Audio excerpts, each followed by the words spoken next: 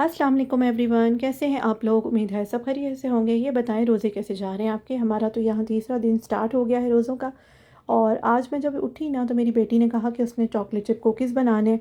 थोड़ा सा मैं लेट भी उठी थी क्योंकि आज छुट्टी थी ना, तो मैंने कहा चलो नींद पूरी कर लें। नींद भी बड़ी ज़रूरी है क्योंकि आपकी नींद पूरी हो तभी आप घर को देख सकते हैं। तो इबादत का तो ये महीना होता ही है, ख़ुसूसन इबादत करनी चाहिए, लेकिन मैं कहती हूँ कि नींद भी ज़रूर पूरी होनी चाहिए। क्योंकि नींद पूरी होगी, आपका दिमाग रिलैक्स होगा, तभी आप घर को, बच्चों को, किचन को और इबादत को देख सकेंगे। तो यहाँ हमारे कुकीज़ जो थे वो रेडी हो गए। मैंने इनको 350 फ़ारेनहाइट पर 15 मिनट के लिए बेक कर दिया था। और यहाँ पे बस अब इसको मैं निकाल रही हूँ एक बॉक्स में। ये एयर टाइट कंटेनर्स जो हैं वो अपने घर में रखा करें, और जब भी कोई ऐसी चीज़ें हुई वरना बाज़ार से बिस्किट्स वगैरह लाते हैं तो उनको ऐसे जार्स में फ़िलअप कर लेंगे ना, तो उनमें ये नमी नहीं आती, वो ख़राब नहीं होते। तो अब ये कि बन गए हैं तो 10-12 दिन चल ही सकते हैं। वो डिपेंड करता है कि बच्चे जो हैं वो कितना खाते हैं एक दिन में। तो आज बस छुट्टी का दिन था तो उसका मेरी बेटी का दिल भी कर रहा था। साथ इमरान खान का जलसा आना था जिसके लिए एक्साइटेड थी मैं। तो बस ज़ोहर की नमाज़ मैंने अदा की और उसके बाद टीवी ऑन करके मैं बैठ गई, और जब तक जलसा चलता रहा देखती रही। आज एक्साइटेड भी थे, जगह जगह कंटेनर्स लगे हुए थे और लग रहा था जलसा पता नहीं कैसे होगा, लोग कैसे पहुँचेंगे। लेकिन अल्हम्दुलिल्लाह देखिए माशाल्लाह लोगों से भरा हुआ है ये मीनार पाकिस्तान।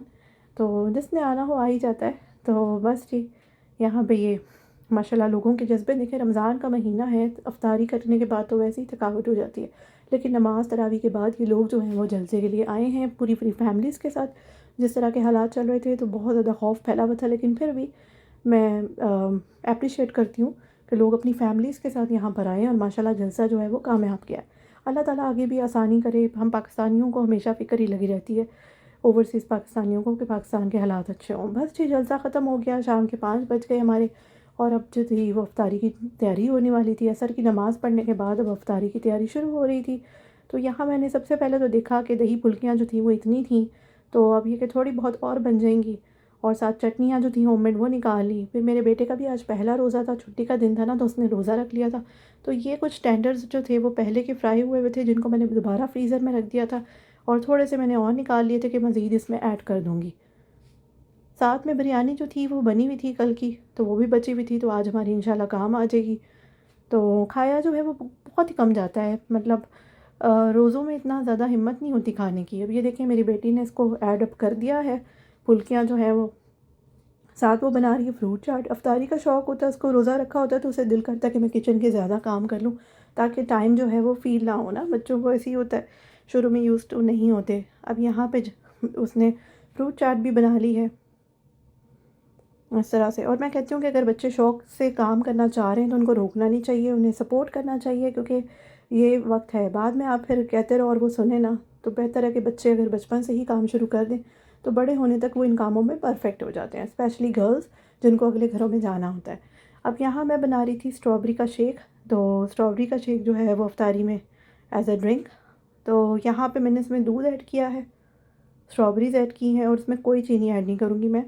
ये कुछ डिफरेंट सी रेसिपी है जिसमें मैं आपको बता रही हूँ कि मैंने तकरीबन 1.5 कप नीडो ऐड किया है, और थोड़ा सा मैं इसमें कंडेंस्ड मिल्क ऐड कर रही हूँ। अच्छा, ये रेसिपी थोड़ी डिफरेंट है, लेकिन जो आप बाज़ारों में पीते हैं ना मिल्क शेक, वो लोग इसी तरह करते हैं। इसमें थोड़ा नीडो भी ऐड करते हैं और साथ में थोड़ा कंडेंस्ड मिल्क भी ऐड करते हैं, इसीलिए हमेशा आपको उनके शेक्स में थोड़ा सा डिफरेंस फ़ील होता है। अगर आप इस शेक को किसी और फ्रूट के साथ भी ट्राई करेंगे तो यकीनन आपको फ़र्क महसूस होगा। तो ये शेक बहुत मज़े का बनता है, और उसका फ़ायदा ये होता है कि फिर ना बच्चे आराम से पी भी लेते हैं। अदरवाइज़ जो है वो फिर नखरे करते हैं, और उनको हमेशा मैकडॉनल्ड का या और जो हमारे ये आइसक्रीम पार्लर्स होते हैं उन्हीं का शेक पसंद आता है, जिनमें इतनी हैवी क्रीम डली होती है। अब यहाँ मैंने थोड़े से नगेट्स फ्राई कर लिए, क्योंकि बिरयानी थी, दही फुल्कियाँ, फ्रूट चाट, तो मेरा बेटा जो है वो ये 3 चीज़ें तो खाता नहीं है, और आज उसका पहला रोज़ा भी था। तो फिर मैंने कहा चलो टेंडर्स के साथ मैं नगेट्स भी कर लेती हूँ ताकि वो ज़रा खुश हो जाए। और यहाँ पे बिरयानी जो थी वो मैं डिश आउट कर रही थी, और ये हमारी इफ्तार टेबल रेडी हो गई है। और ये जो आपको साला नज़र आ रहा है, एक्चुअली ये बिरयानी मसाला है जो मैं अपने बेटे के लिए हमेशा बनाते हुए ना साइड पे कर देती हूँ, क्योंकि वो बिरयानी लवर, राइस लवर ही नहीं है। तो बिरयानी का मसाला मैं एज़ अ कोरमा उसके लिए रख देती हूँ, फिर रोटी वगैरह के साथ देती हूँ तो वो भी खुश हो जाता है। तो ये हो गई जी हमारी इफ्तार टेबल रेडी अल्हम्दुलिल्लाह। लेकिन ये बात है कि खाया जो है ना वो कम जाता है, तो थोड़ा सा जितना मर्ज़ी आप थोड़ा कर लो फिर भी देखें बच जाता है। तो ये रोज़ा खोल लिया हम लोगों ने अल्हम्दुलिल्लाह, और रोज़े के बाद जो था फिर भी कुछ ना कुछ बच ही गया। ये देखें लेफ़्ट ओवर कितना रह गया। बिरयानी भी बच गई, टेंडर्स भी बच गए। अब टेंडर्स को तो मैंने निकाल दिया था एक कंटेनर में, और बिरयानी जो थी उसको भी डब्बे में डाल दूँगी। तो ये है कि कल फिर काम आ जाएगी, फ्रूट चाट भी काम आ जाएगी कल। तो अब मेरी कोशिश यही थी, मैं हस्बैंड को ये कह रही थी कि आजकल तो हमसे ज़्यादा खाया नहीं जाता। नॉर्मल रूटीन में भी हम लोग जो है वो एक टाइम खाना खाते हैं। तो हमारा रमज़ान में भी ऐसे ही होता है, या हम इफ्तारी कर लें या फिर हम खाना खा लें। तो यही बात थी कि इतनी मेहनत करनी पड़ती है, तो अगर खाना ही बना लिया जाए तो ज़्यादा अच्छा है, जिसमें ताकत भी है। अब यहाँ मैंने चाय बना ली, क्योंकि चाय ना पियो तो आपको चुस्ती नहीं आती, और इशा की नमाज़ से पहले अगर चाय पी ली जाए तो फिर ये है कि आपको नमाज़ और तरावियाँ जो है वो भी आराम से आप पढ़ लेते हो, क्योंकि रोज़ा खोल के थकावट भी ज़्यादा होती है और सर्दी भी लगती है। तो बस जी, चाय के बाद मैंने सबसे पहले तो अपना किचन क्लीनअप किया, ताकि एक मैं रिलैक्स हो जाऊँ, जो कि इस वक्त दुनिया का सबसे मुश्किल काम लग रहा होता है रोज़ा खोलने के बाद। और यहाँ पे ये देखें, डिश वॉशर में मैले बर्तन डाल दिए हैं, और साफ़ बर्तनों को समेट के मैंने नए ट्रैश कैंस में जो बैग्स हैं वो लगा दिए हैं। पुराना जो कूड़ा था भर गया था, उसको मैं रखा ही थी बाहर। तो यहाँ डिश वॉशर ऑन होगा। ये बर्तनों वाली मासी है ना, ये बहुत हेल्पफुल रहती है। तो ये ना होती तो पता नहीं हम लोगों का क्या होता।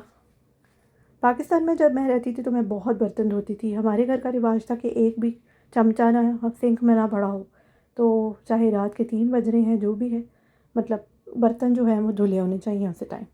तो वो ये बात है कि उस वक्त हिम्मत भी होती थी तो इतना पता नहीं चलता था। अब ये देखिए जी, किचन क्लीनअप हो गया, अब मैं नमाज़ पढ़ूँगी। आई होप आपको मेरी आज की छोटी वीडियो पसंद आई होगी। मिलते हैं अगली वीडियो में। अल्लाह हाफ़िज़ and thanks for watching my video.